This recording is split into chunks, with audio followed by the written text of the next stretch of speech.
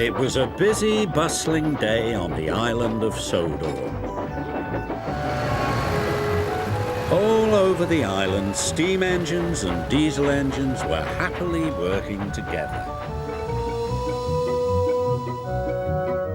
The Fat Controller came to see Thomas. "The quarry has an important order to fill," said the Fat Controller. "I need an engine that is both useful and reliable." "I won't let you down, sir," whistled Thomas proudly. But when Thomas arrived at the quarry, he had a nasty surprise. "Oh, it's you," oiled Diesel. "What are you doing here?" "I'm here to help Mavis," puffed Thomas proudly. "Steamies can't help, not like a Diesel," he sniffed. "That's not true," said Thomas crossly, and he began working at once. But Diesel was soon up to his old tricks. First, he shunted Thomas under the hopper.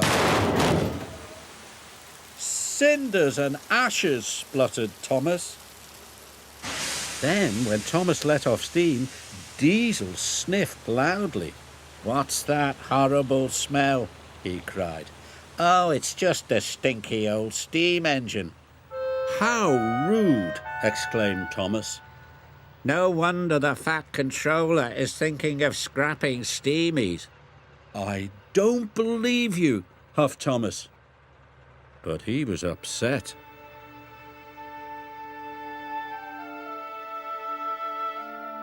That night, Thomas stayed at the quarry, but he couldn't sleep.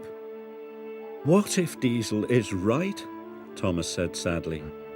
"What if the Fat Controller scraps all of us?" Thomas was worried.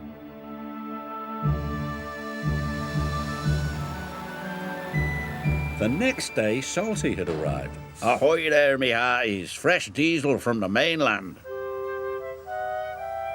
After he had been refueled, Diesel's engine started to rev faster and faster. "Aha!" he chuckled. "This new fuel makes my axles tingle." "Coal doesn't make my axles tingle," sighed Thomas. "I wish I could have fresh fuel." Even Mavis was excited by the new fuel. "Oh my," she said. Thomas was feeling left out. Soon Diesel was showing off. "I'm the fastest engine in the world," he boasted. "Look at me go." Suddenly, Diesel's engine coughed. Then it started to splutter. Black, smelly smoke billowed from his exhaust. "I feel sick," wailed Diesel. Mavis started billowing smoke too. "So do I," she groaned. The quarry manager was upset. "It's the new fuel," he cried.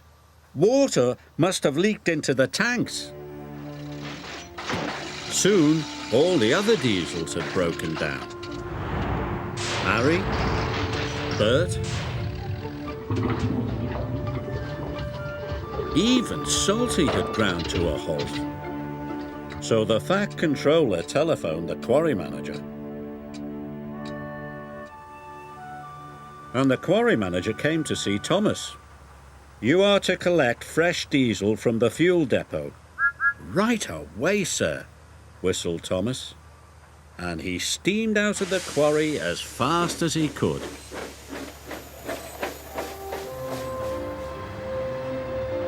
At last he arrived at the fuel depot. "Give me all the clean fuel you've got," Thomas cried. "This is an emergency." "We'll soon have you loaded," said the workman.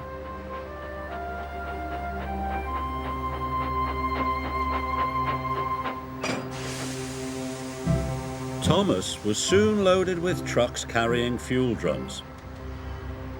The fuel drums were very heavy. Thomas pushed with all his might.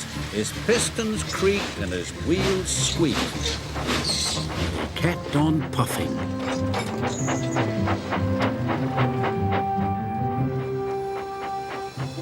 Thomas trundled all over the island with fresh fuel for everybody. For Salty,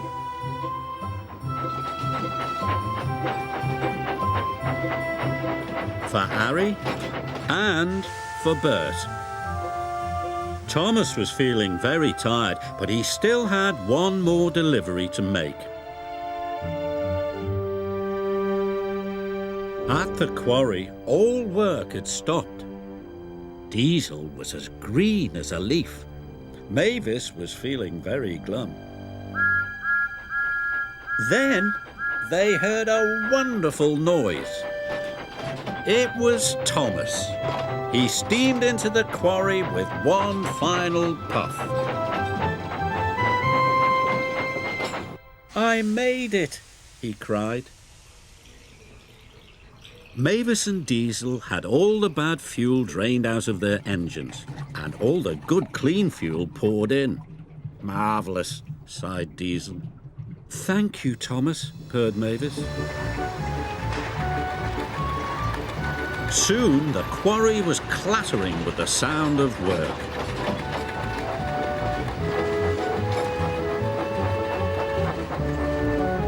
And finally, the important job was done.